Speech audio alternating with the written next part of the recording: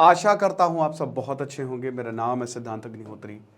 Study gloss पे आपका बहुत बहुत स्वागत है। तो दोस्तों, आज हम बांग्लादेश की बात करेंगे। टाइम्स ऑफ इंडिया का बहुत ही अच्छा आर्टिकल है। देखिए, प्रोटेस्ट हुए बांग्लादेश में, लेकिन ये कैसे प्रोटेस्ट हैं जहां पे हिंदुओं को सरेआम मारा जा रहा है। टाइम्स ऑफ इंडिया ने ये तक रिपोर्ट किया है कि हिंदुओं औरतों को किडनैप किया गया। जो यंग वुमेन्स है, दे आर बीइंग किडनैप्ड। लुआखोली से उनको एबडक्ट किया गया है। कौन सा ऐसा प्रोटेस्ट है जो शेख मुजीबुर रहमान की मूर्ति पे सुसु कर रहा है? आप समझ रहे हो? Toilet, they are urinating. Bharat के कल्चरल सेंटर्स पे हमला कर रहा है। शेख हसीना के घर में घुस के उनके अंडरगारमेंट्स की नुमाइश कर रहा है। ऐसा कौन सा प्रोटेस्ट है? मुझे ये नहीं समझ में आता। इतना बड़ा प्रोटेस्ट है, ये है वो है, ठीक है। जो शेख हसीना ने किया वो बहुत ज़्यादा गलत किया, लेकिन अब जो हो रहा है वो उससे ज़्यादा गलत हो रहा है। ये second war of independence, second liberation बोला जा रहा है। वॉर ही क्या, शायद बांग्लादेश कभी बनता नहीं अगर भारत साथ नहीं देता। लेकिन 2023 में जब भारत वर्ल्ड कप हारा, ये लोग ऐसे सेलिब्रेट कर रहे थे कि पता नहीं क्या हो गया।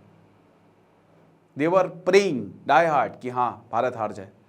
भारत की वजह से ही बांग्लादेश बना है। बांग्लादेश के लोगों पे इतने अत्याचार किए पाकिस्तान ने। आप ये समझिए कि बांग्लादेश में पूरी दुनिया में रेप्स ऑफ नैनकिंग के बाद अगर कहीं पे ब्रूटल रेप्स हुए हैं तो 1971 वॉर बांग्लादेश में हुए हैं। तब भारत ने जान बचाई थी और एक नया देश बनाया था। बांग्लादेश में जो बंगाली मुस्लिम्स हैं, वेस्ट बंगाल से कट के बना, पूरा बंगाल एक बहुत बड़ा पार्ट था। वही एक ही भाषा है, सब कुछ एक है, लेकिन स्टिल नफरत ज़्यादा है। जमाते इस्लामी के जो फुट सोल्जर्स हैं वो वेस्ट बंगाल में भी रिलोकेटेड है। आपको पता है, कुछ यहाँ पे भी काम कर रहे हैं। टाइम्स ऑफ इंडिया ने रिपोर्ट किया ये है यहाँ पे जो नफरत फैला रहे हैं। जमाते इस्लामी को ISI की पूरी बैकिंग है। बात करेंगे इस पे, लेकिन उससे पहले आपको बताना चाहता हूँ कि हमारा जो 10,000 MCQ का कोर्स है वो लाइव है और आज से हमारी फ्रीडम सेल शुरू हो गई है। तो अगले 5 दिनों तक हमारी फ्रीडम सेल लाइव है। तो आज़ादी कूपन कोड यूज़ करें। ओके, तो सबसे बड़ी बात यह है कि यहाँ पे जो बांग्लादेश है, 3 चीज़ें हैं। देखिए, शेख हसीना के खिलाफ बहुत पहले से गुस्सा था। अनएम्प्लॉयमेंट, इन्फ्लेशन और जो वेजेस हैं वो बहुत कम दिए जाते थे यहाँ पे, जिसकी वजह से ये तो खाली रिजर्वेशन एक बहाना था, लेकिन रिजर्वेशन के बाद भी हिंसा रुक नहीं रही है। देखिए क्या होता है ना कि जो मॉब होता है, अब भीड़, बांग्लादेश एक गरीब देश है, लिटरेसी रेट कम है, कट्टरता है वहाँ पे।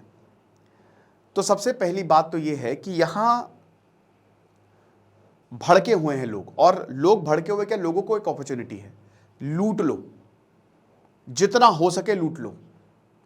तो यहाँ पे लुटेरे घूम रहे हैं, जो ये काम कर रहे हैं वो लुटेरे से, वो एक तरीके के आतंकवादी हैं जो हिंसा फैला रहे हैं।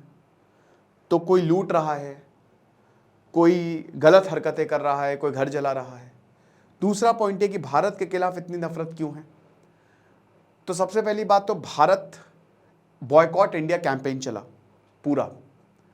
भारत के खिलाफ बहुत ज़्यादा गुस्सा, क्योंकि शेख हसीना को भारत ने पूरा सपोर्ट किया। शेख हसीना के समय बांग्लादेश की GDP बढ़ी, बहुत अच्छी बढ़ी। एक इकोनॉमिक, एक अर्थव्यवस्था के तौर पे शेख हसीना ने अच्छा काम किया, लेकिन उनके आखिरी का जो टेन्योर तो बहुत अच्छा नहीं रहा। वेजेस नहीं बढ़े, यहाँ पे चूक गई। अगर वो लोगों को बहुत खुश रख पाती या फिर वेजेस बढ़ जाते ना, तो फिर बहुत सही रहता, ठीक है, बट ऐसा हुआ नहीं। तो इसमें भारत का ही पूरा का पूरा, जैसे भारत में, या जैसे हम मालदीव में कहते हैं कि चाइना डोमिनेटेड कंट्री, या पाकिस्तान में चाइना डोमिनेटेड पाकिस्तान, तो बांग्लादेश में एक ऐसा नज़रिया हो गया था कि इंडिया डोमिनेटेड बांग्लादेश, कि ये इंडिया को हटाओ तो बांग्लादेश और ज़्यादा अच्छा होगा, ठीक है ना। और तीसरा, जमाते इस्लामी BNP, बाकायदा यहाँ पे स्ट्रैटेजी बनाई गई, प्रोपेगेंडा बनाया गया, कट्टरता फैलाओ, लोगों में जाओ, वहाँ पे जो धर्मगुरु हैं या जो भी, उन्होंने बहुत ज़बरदस्त नफरत फैलाने का काम किया, और ये हमको बांग्लादेश में देखने को मिल रहा है। अब सबसे बड़ी बात यह कि मोहम्मद यूनुस आ तो गए हैं, लेकिन हिंसा रुक नहीं रही है। लीडरशिप ने बड़ी आसानी से बैक सीट ले ली है। कुछ बांग्लादेशी प्रोटेक्ट कर रहे हैं हिंदूज को, बहुत अच्छी बात है, इट इज़ वेरी गुड, लेकिन हिंसा हमको देखने को मिल रही है। तो एक पूरी बैक सीट लेके रखी हुई है लीडरशिप, आर्मी और सब ने कि चलो जो हो रहा है होने दो। अब सबसे बड़ी बात यह है कि बांग्लादेश पे इसका असर क्या होगा। देखिए, second war of liberation Bangladesh के लिए ख़राब साबित हो सकता है। क्यों? पहली बात तो यह है कि यहाँ पे मोहम्मद यूनुस कितने ज़्यादा कारगर साबित होंगे ये तो आने वाला वक्त ही बताएगा, क्योंकि एक सीधा कॉन्फ्लिक्ट हमको देखने को मिल सकता है आर्मी और सरकार के बीच में। चाइना पाकिस्तान हस्तक्षेप करेंगे, ये दोनों हस्तक्षेप करेंगे तो जाहिर सी बात है लोगों के ऊपर, जो उस समय पाकिस्तान करता था कि यहाँ के रिसोर्सेस ले जाके लोगों को कुछ भी नहीं देता था, तो वो सिचुएशन चाइना पाकिस्तान क्रिएट कर सकते हैं। समझ रहे हो?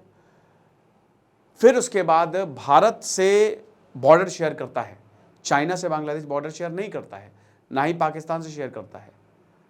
आप समझ रहे हो? तो इसीलिए भारत से मदद ना लेना या भारत से रिश्ते खराब करना बांग्लादेश के हित में नहीं होगा। ठीक है। तीसरा पॉइंट ये है कि जितनी ज़्यादा कट्टरता बढ़ेगी, बांग्लादेश में जो इंटेलेक्चुअल लोग हैं उनके लिए रहना और ज़्यादा मुश्किल हो जाएगा। और ये हमको देखने को मिला है, हर देश में देखने को मिला है। बांग्लादेश में एक्सट्रीमिज़म लगातार बढ़ता जा रहा है, आतंकवादी गुट आते जा रहे हैं। तो अगर ऐसा होगा, हमने जेल ब्रेक्स देखे इस प्रोटेस्ट में कि जो अपराधी जेल में बंद थे वो जेल तोड़ के बाहर आ गए और उन्होंने अराजकता फैलाई। तो वही मैं बता रहा हूं कि आप लूट तो रहे हो, लेकिन ये क्या कर रहे हो? एक सभ्य समाज, एक समझदार देश क्या होगा? समझदार देश वो होता है जो कि रेवोल्यूशन हो गया, अब हम नया देश बनाएंगे। समझ रहे हैं? अब हमको सब कुछ करके चीज़ों को ठीक करना है, लेकिन यहाँ पे चीज़ों को और ज़्यादा बिगाड़ा जा रहा है, पब्लिक प्रॉपर्टी खत्म की जा रही है। तो हालात बांग्लादेश के बहुत ही ख़राब है।